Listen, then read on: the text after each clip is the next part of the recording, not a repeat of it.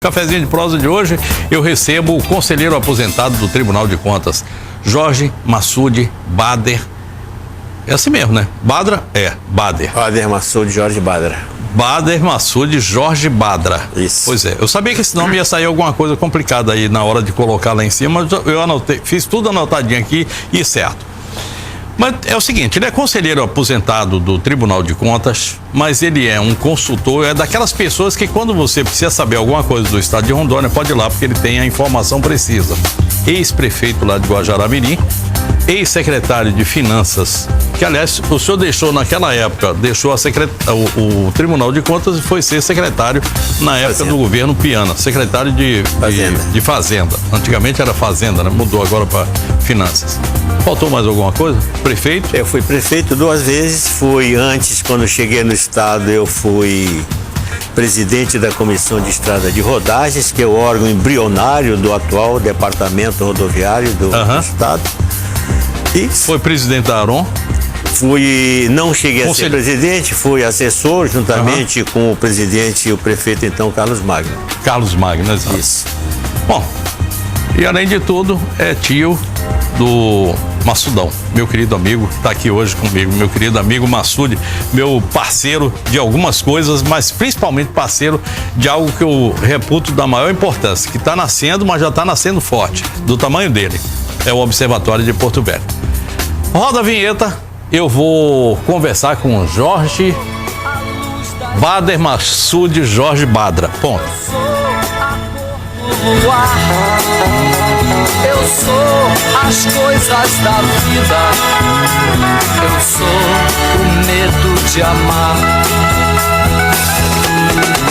Eu sou. Gente, eu vou ler um pedacinho dessa história aqui, porque isso é algo muito novo. Foi agora de dezembro, não é isso, doutor Bader? No dia 18 de dezembro de 2015, a presidente Dilma Rousseff assinou um decreto número 8.597, regulamentando a lei que cria a ZFV, a legislação da isenção do IPI para produtos com preponderância em matérias-primas regionais. O que é isso? A isenção vale para os municípios onde estão localizados as áreas de livre comércio. Macapá e Santana lá no Amapá, Tabatinga no Amazonas, Guajará-Mirim aqui em Rondônia, Brasilé e Cruzeiro do Sul no Acre. A área de livre comércio de Boa Vista e Bonfim, em Roraima, também é contemplada pelo decreto, mas aí é o decreto 6.614. Alguma coisa que faz mais ou menos a mesma informação. Agora, em janeiro, na sede da SUFRAMA, foram apresentados os critérios para que essa bendita Zona Verde seja implantada. E estiveram lá 13 participantes, dentre eles o senador Randolfo Rodrigues, um atuante senador lá do Amapá, do Amapá, o vice-governador Papaléu Paz e o prefeito de Macapá, Clécio Luiz. Superintendente Rebeca Garcia explicou que superintendente lá da SUFRAMA, Rebeca Garcia explicou que para a definição dos critérios de preponderância, a SUFRAMA buscou eliminar tudo aquilo que poderia se tornar um obstáculo para a atração de investimentos. A ideia é essa, é atrair investimentos. Com exceção de alguns produtos específicos de perfumaria, não será necessária a elaboração de um PPB, que é o Processo Produtivo Básico. Bom, técnicos da SUFRAMA definiram a metodologia que adota 3 critérios principais. Primeiro, todos eles com relação à preponderância, se é total, média ou relativa, alguma coisa bem menor. Se eu estiver falando alguma coisa que precisa de um reparo, doutor, pode interromper já na hora. E no critério da importância será observado se a retirada do princípio ativo ou da matéria-prima, que só precisa ser maior que 0, promove a descaracterização do produto. Um exemplo é o refrigerante de Guaraná. Na verdade, a bebida contém apenas 4% do concentrado de Guaraná. Entretanto, se o Guaraná for retirado, deixa de ser refrigerante de Guaraná. Perfeito, está mais ou menos explicado aí assim. Esse é o processo industrial adotado na zona industrial de Manaus. Na zona, quer dizer, foi cópia daquilo ali, né? Da SUFRAMA.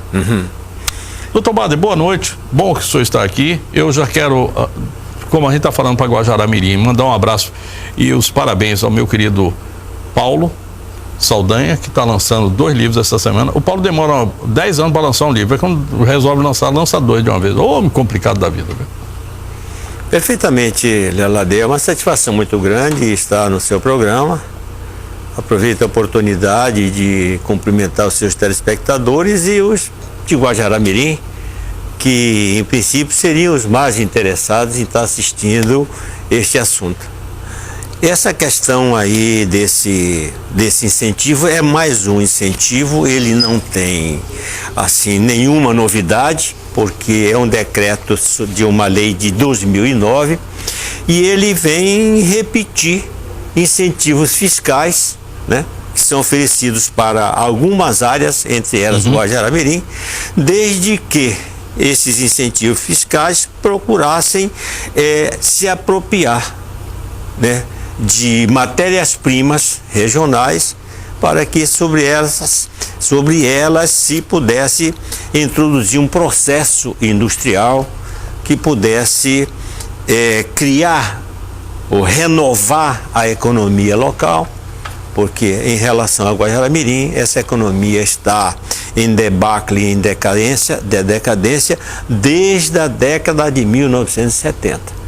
De lá para cá, Guajará-Mirim perdeu a sua economia principal, que era uma economia extrativista, e essa economia não foi substituída por nenhuma outra.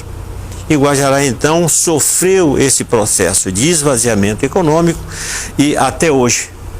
E essas tentativas, como a Zona Franca de Manaus, de 1992, eu era o secretário da Fazenda, inclusive, e tive a felicidade de ser o signatário desse convênio no CONFAS, despertou uma esperança em relação ao Guajará-Mirim, porque parecia que através dela Guajará-Mirim poderia ressurgir. Contudo, esse processo sofreu uma interrupção muito grande.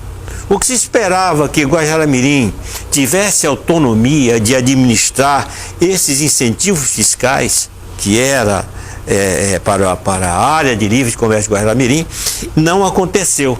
Então não se constituiu um órgão que fosse próprio, autônomo, para que pudesse administrar esses incentivos fiscais para Guajará-Mirim. Esses incentivos vieram regulamentados segundo os interesses da Zona Franca de Manaus. E não conseguiu, o Guajará-Mirim não conseguiu fazer com que este incentivo realmente se efetivasse.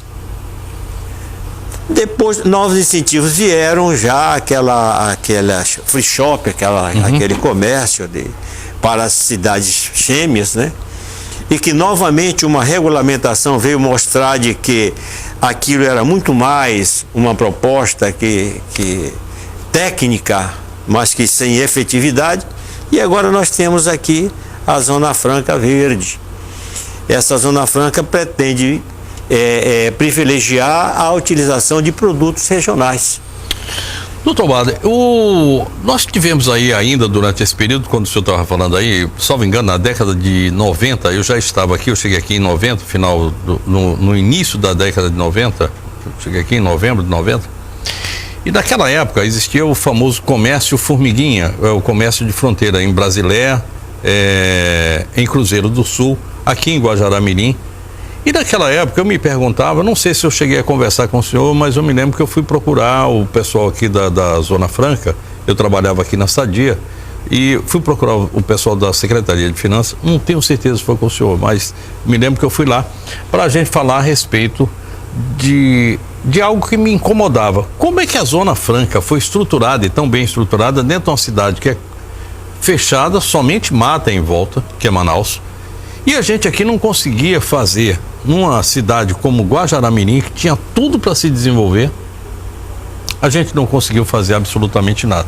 E aí vem mais, ZPE, agora ZFV, e eu não sei qual é o caminho que a gente vai tomar com o Guajará. Em relação ao Guajará-Mirim, a Zona Franca de Manaus, a Zona Franca de Guajará, exemplo da Zona Franca de Manaus, ela numa determinada conjuntura, quando o país ainda estava fechado, essas áreas especiais, essas áreas que se beneficiavam com incentivos de isenção de imposto de importação, eles eram verdadeiros núcleos especiais, onde esses produtos importados eram comprados quase como se fossem comprados no exterior.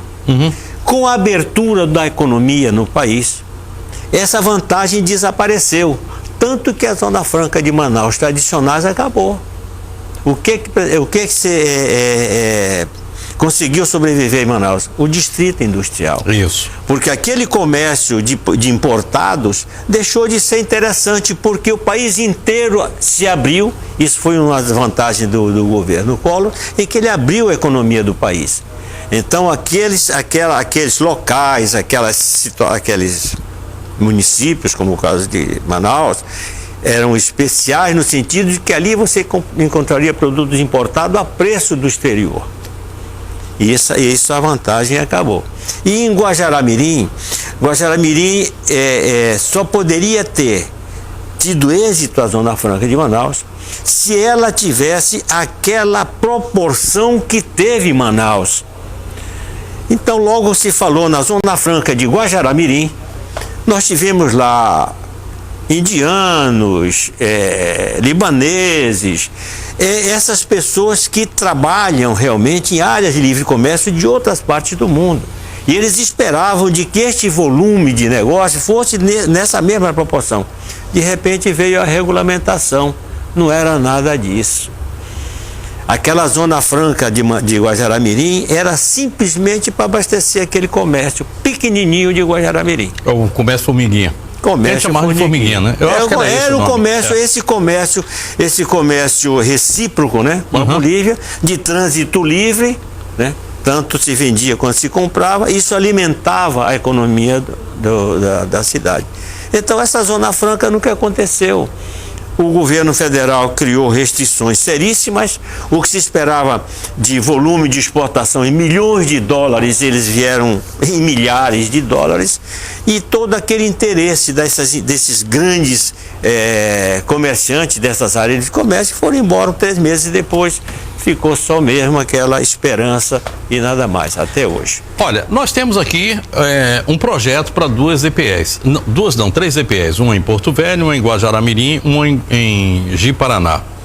E eu vou chamar o meu amigo Natalino Júnior, que está aí ouvindo essa nossa conversa, vai direto conosco lá de Ji-Paraná, participa aqui conosco no Giro pelo Estado. Roda aí. Boa noite, Natalino, que bom que você está aqui com a gente, e agora você deve estar meio assustado. Será que a ZPE de Ji-Paraná vem agora para a gente também? Muito boa noite, boa semana para você e para todos aí de Ji-Paraná.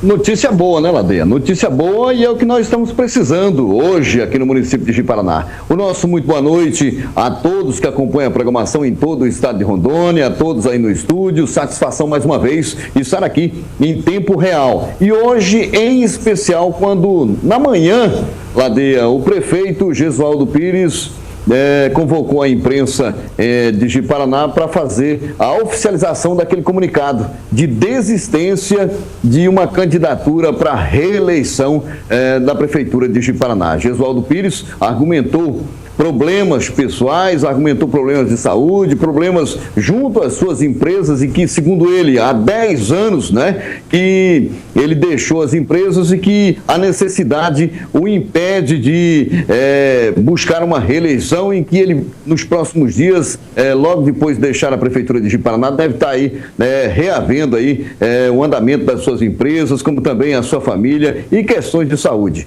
Mas nós temos uma notícia boa aqui do município de Ji-Paraná, que chega também da Prefeitura Municipal, em que amanhã, terça-feira, às 9 horas da manhã, o prefeito Gesualdo, juntamente com o governador do estado de Rondônia, Confúcio Moura, e o secretário de Estado da Agricultura, Evandro Pandovani, farão uma visita técnica à área de terras que será doada pela Prefeitura de Ji-Paraná ao governo do estado de Rondônia para ser utilizada como sede oficial da Rondônia Rural Show.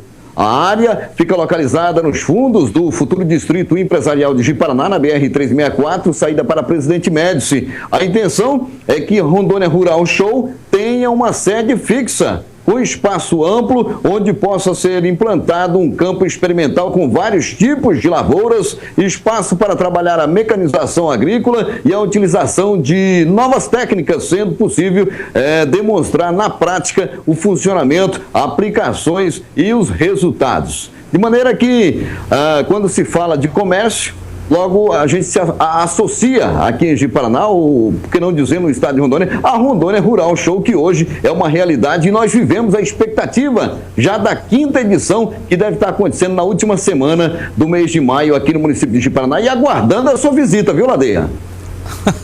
Eu estava me lembrando aqui o seguinte, o Everton Leone diz que tudo aquilo que ele diz não, eu que falo isso dele. Toda vez que uma coisa ocorre 2 vezes já vira tradição. E o Rondônia Rural Show virou tradição e tudo nasceu realmente aí em Ji-Paraná. Eu fico feliz com isso e eu queria somente saber onde é que vai ser esse terreno, em que região aí de Ji-Paraná. Ele fica na saída para o município de Presidente Médici, a aproximadamente 5 quilômetros do perímetro urbano de Ji-Paraná. De maneira que em anexo já existe um terreno em que deve ser construído, deve ser disponibilizado pela classe empresarial. Conhecido hoje esse terreno, inclusive, como o setor empresarial. E aguarda-se a burocracia para que possam ser construídas aí as empresas e que possam ser disponibilizados aí os terrenos aos empresários. Vou fazer uma pergunta bem rapidinho aqui. Eu sei que os nomes agora, com a saída do Gesualdo, começam a pulular. E a gente tem muitos bons nomes aí. Mas, em particular, tem uma figura que eu gosto muito, que fez um belo trabalho aí em Ji-Paraná, deixou as finanças da prefeitura e a prefeitura, de uma forma geral, redondinha para o trabalho do Gesualdo. Bianco pode voltar? É uma possibilidade. Inclusive, em bastidores aqui, todas as possibilidades hoje são válidas. E, dentre elas, o nome de Bianco se cogita também, viu? Obrigado, Natalino. A gente vai continuar com a conversa aqui e Deus ajude que essa bendita ZPE, as 3 ZPEs, saiam. E que saia logo a de Ji-Paraná. A Ji-Paraná acaba contaminando o restante do estado. Foi assim com o Rondônia Rural Show, foi assim com outras coisas que já aconteceram e foi assim com a ponte, né? Saiu uma ponte lá, já saíram as outras aqui, enfim. Tomara. Obrigado, Ladeia. Obrigado a todos no estúdio, a população no estado de Rondônia, que sempre está aí acompanhando o que acontece no estado de Rondônia através do tempo real. Obrigado, Natalino. Bom, vamos voltar para cá porque é o seguinte, apenas informar aí para vocês. A Operação Lava Jato parece aquele brinquedo de parque de diversão, um tobogã. Quando você pensa que vai parar, tem outra descida daquela. Ou uma montanha-russa que a gente não conhece muito bem aqui, mas quem já andou na montanha-russa é o seguinte, é um susto atrás do outro. E hoje o negócio pegou novamente. E isso, me parece que essa é a 158ª, e ainda tem mais coisa para vir aí. E não veio ainda o BNDES, que diz que é muito maior. Chegou Dune, biscoitos e salgadinhos para toda a família. Dune tem salgadinhos de milho com sabores deliciosos. Você escolhe entre queijo, frango com catupiry, presunto, cebola, churrasco, além da batata ondulada, pipoca doce e a deliciosa pururuca. Experimente Dune, mas um produto que traz a qualidade Didio, coisa da nossa terra. Eu fico pensando aqui, se a Didio lançar o Guaraná dela lá em Guajará-Mirim, pode entrar aqui nessa zona de Zona Franca Verde? Se a leitura aí mostra de que o objetivo é privilegiar produtos regionais. Aham. Então, se por acaso tiver alguma essência, por exemplo... Opa, e tem. De lá. E que isso possa resultar numa bebida... eu acredito que estaria contemplado realmente com esse benefício. E eu queria dizer exatamente esse é o problema, Léo Ladeia. Guajará-Mirim é um município onde tem 90% de sua área praticamente esterilizada para efeito da economia do município. Reserva de toda a natureza, 2,5 milhões de hectares, 2 milhões de reserva. Extrativista, indígena, de conservação e biológica. Então são áreas de acesso praticamente impraticável. Isso representa quanto por cento da área do... 90% da área do município. Então o município está destituído de seus recursos naturais. Essa lei, esse decreto vislumbra a possibilidade de que esses produtos que estão nessas áreas possam ser aproveitados. Mas isso requer primeiro um estudo estudo muito grande, um estudo muito técnico, com muita participação de técnicos, para que se possa levantar qual é o verdadeiro potencial dessa área. O que é que tem de produto? Tem essências, tem óleos, tem raízes, tem o que realmente, em que quantidade?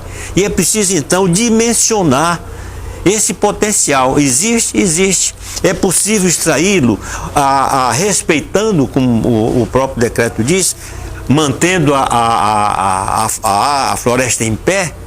O que é que se pode extrair economicamente?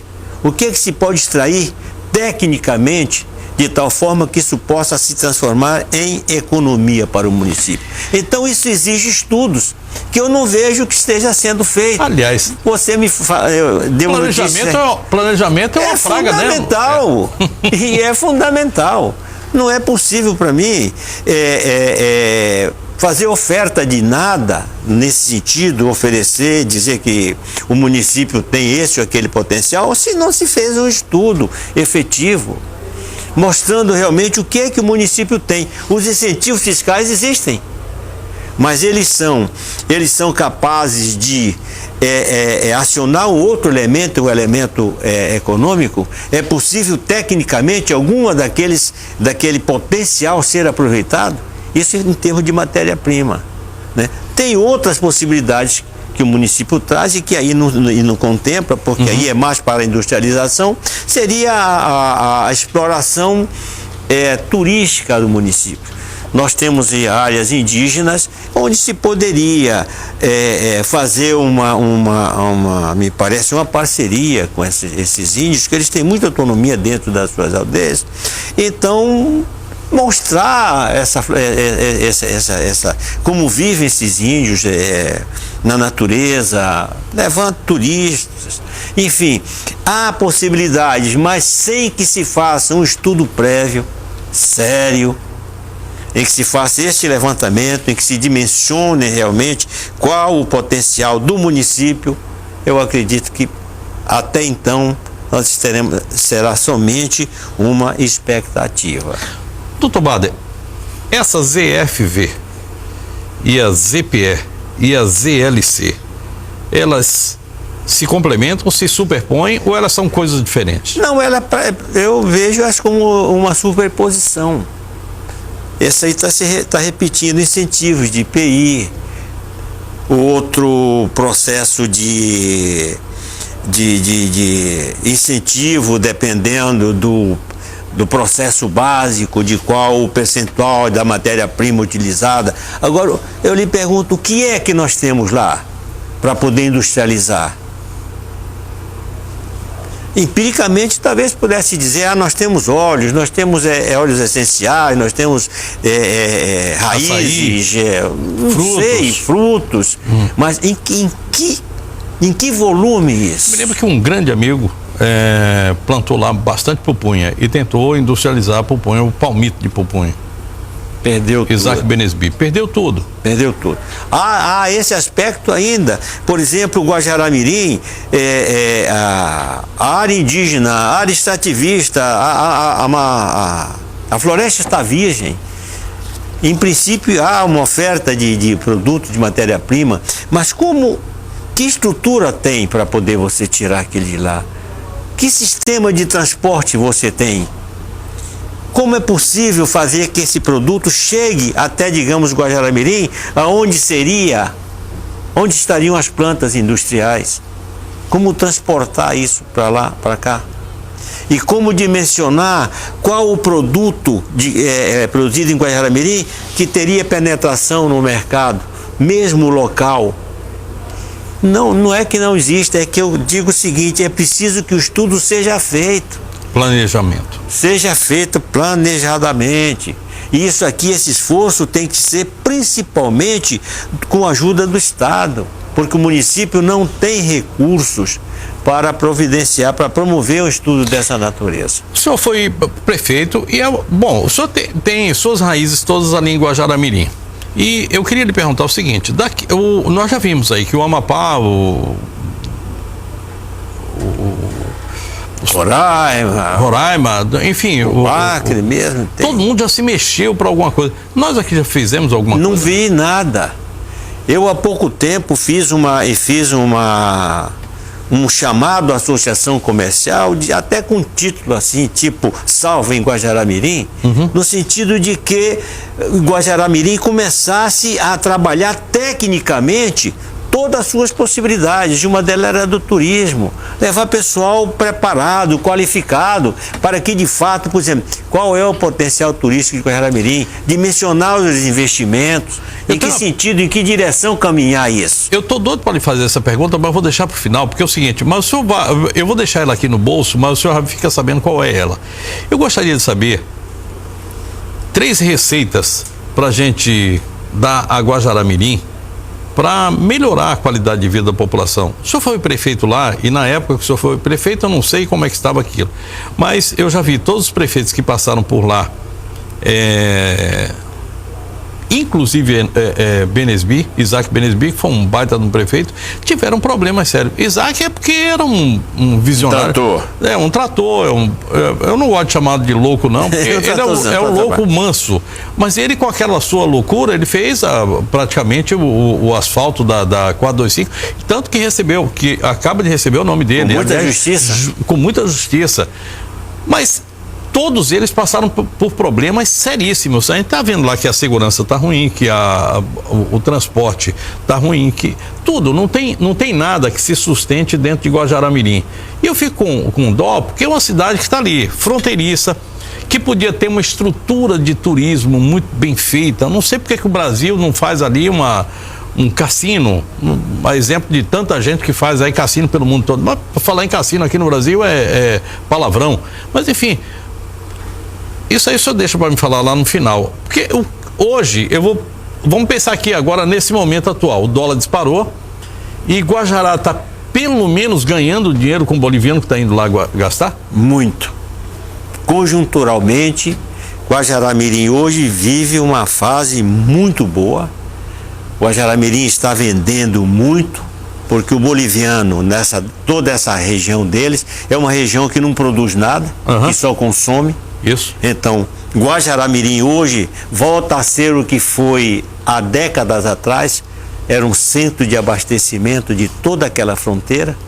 E hoje o boliviano, com muito dinheiro que tem, hoje compra em Guajará-Mirim todo o produto industrializado que Guajará-Mirim tem. Então, mas é uma situação conjuntural. Enquanto o dólar estiver favorável, Guajará-Mirim está ganhando. Mas quem diz que isso poderá ter sustentabilidade? Quem pode dizer que daqui 5, 6, 10 anos isso esteja diferente? Então você estruturar um negócio pensando de que esse comércio é franco ou será por muito mais tempo, é um risco muito grande. E o Estado não, a Prefeitura tem acompanhado isso, tem olhado isso e trabalhado para que esse dinheiro movimente essa economia. Aliás, já que estamos falando de economia, Valmor Brunoro então deve estar ganhando dinheiro a rodo, né? Todos os que exportam, todos que têm produtos para a Bolívia estão vendendo muito. Valmor também está sempre. Tomara. Sempre esteve. Ele é um cara muito centrado. Muito organizado e o produto dele é de qualidade. De qualidade. Então ele tem muita vantagem nesse sentido. Mas e o prefeito está olhando isso? Bem rapidinho. Não quer agora? Não, deixa eu lhe dizer, o prefeito não tem pouca ação nesse sentido, Léo. Porque não depende de nenhum ato da administração. Essa é uma situação que se estabeleceu independente da vontade de qualquer autoridade, federal, estadual ou municipal, em relação ao comércio. Então não há nada que ele possa fazer para aumentar, para incrementar isso. Quem vai resolver essa questão é o próprio comerciante, que está aproveitando esse momento em que o câmbio é favorável e ele está comprando e vendendo. Mas não há nada que politicamente, no meu entendimento, possa ser feito para aumentar, porque de repente, se o dólar desvalorizar novamente ou reverter essa situação, novamente Guajará fica dependendo do comércio do lado do roda da fortuna, né? Eu vou pedir a roda da fortuna, que a roda da fortuna, quando vai para frente, é um negócio. Quando vem de lá para cá, lá na Bahia a gente chama de a revolta da cabocla Jurema. Quando vem de lá para cá, ninguém aguenta. É uma rebordosa. É rebordosa. Vamos fazer o seguinte, eu vou sair com imagens dos céus de Rondônia. A gente continua com essa conversa aqui com o Dr. Bader e já eu estou de volta. It was just before sunrise when we started on Tradition Road. She said, sure, I'll be a partner. Tempo Real. Oferecimento Romanel. Você é a joia. Romanel, o seu complemento. A gente não para de conversar aqui. É o seguinte, Guajará-Mirim, em 2000, tinha um orçamento de 10 milhões, o senhor estava me falando. Depois foi para 18, depois para 25, hoje tem mais de 100 milhões, mas não é sustentável. Isso não dá conta da cidade. Eu queria lhe perguntar, você viu aí o Gesualdo Pires, um senhor prefeito, um bom prefeito, está fazendo um belo trabalho lá em Ji-Paraná, pegou uma prefeitura saneada e não vai disputar. Tem problemas de ordem pessoal. E se for o íntimo, acabou, a gente... Mas é o seguinte, o que tem de gente que não quer mais ser prefeito não está no gibi. E aí eu queria lhe perguntar, isso tem a ver com a lei de responsabilidade fiscal? O que está afastando tanta gente? Isso tem a ver com essa pressão, o senhor que foi do Tribunal de Contas, com essa pressão que faz o Tribunal de Contas para manter essa lei de responsabilidade fiscal, qual é o caminho das prefeituras? Porque da União a gente já viu, se perdeu. Do Estado está aqui, a duras penas, se mantendo naquilo que pode fazer. Mas e as prefeituras? Como é que uma prefeitura pequena, como Guajará-Mirim, vai manter a estrutura se ela não pode pagar a estrutura de saúde? A lei de responsabilidade fiscal exige o atendimento por parte dos gestores daqueles limites em que a lei definiu como seriam observados. Por exemplo, do total da arrecadação não se pode gastar um determinado percentual em despesa de educação. E aí ainda tem as vinculações, recursos que são obrigatórios para a saúde, obrigatórios para a educação. Então a margem... carimbado, né? Carimbadas. Então a margem que fica para a discricionalidade do prefeito, dele escolher quais as políticas públicas que ele poderá executar, a margem é praticamente nenhuma. Na realidade, os municípios estão falidos. A arrecadação dos municípios vem caindo drasticamente. A União já há muitos anos fica com a parte do leão. O que cabe aos municípios é muito pouco. E a União utiliza um artifício muito interessante quando quer aumentar os impostos e não distribuir com os estados e com municípios. Principalmente ele aumenta o tributo de produtos muito supérfluos como o cigarro, por exemplo, e a bebida. Mas ele não usa o IPI, porque se ele usasse o IPI, o Imposto de Produto Industrializado, ele era obrigado a distribuir com os estados e municípios. O que ele faz? Ele aumenta a lei do selo, que é um imposto exclusivamente de propriedade da União. Então, os estados e os municípios vêm a cada ano, principalmente nesses últimos anos, com a crise, a arrecadação dos municípios caindo. E não há arrecadação própria por parte dos municípios. Guajará-Mirim, por exemplo, não tem atividades de serviço, por exemplo, que poderia dar o ISS, Imposto sobre Serviços. Guajará-Mirim não tem atividades fabris, que possam proporcionar impostos. É o comércio e mais nada. É o comércio e mais nada. Doutor Bader, o Tribunal de Contas está com um programa aí fechando as contas.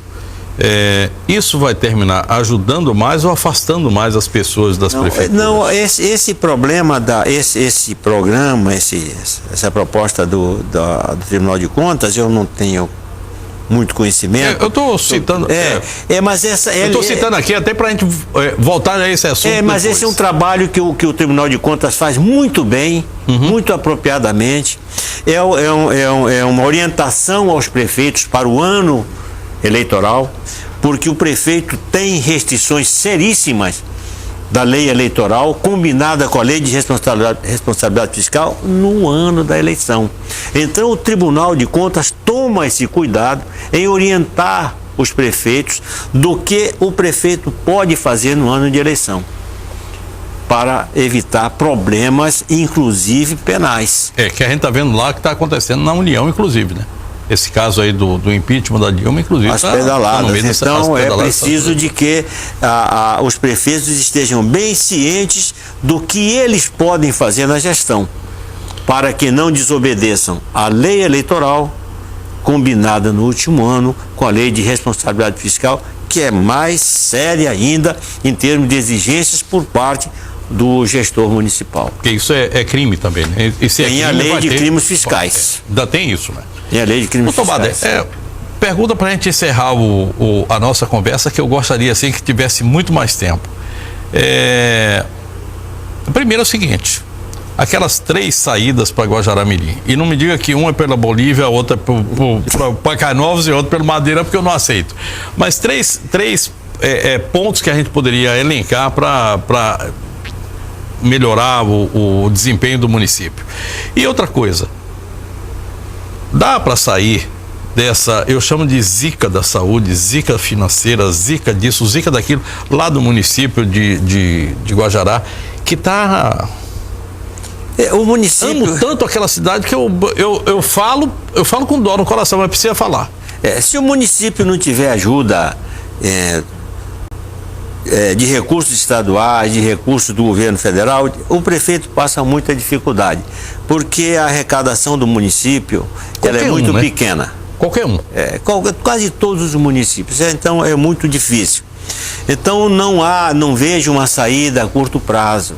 Eu acredito que os prefeitos mal administram o arroz com feijão, mal atendem aquelas exigências mínimas da cidade, educação e saúde, e alguma coisa na área social.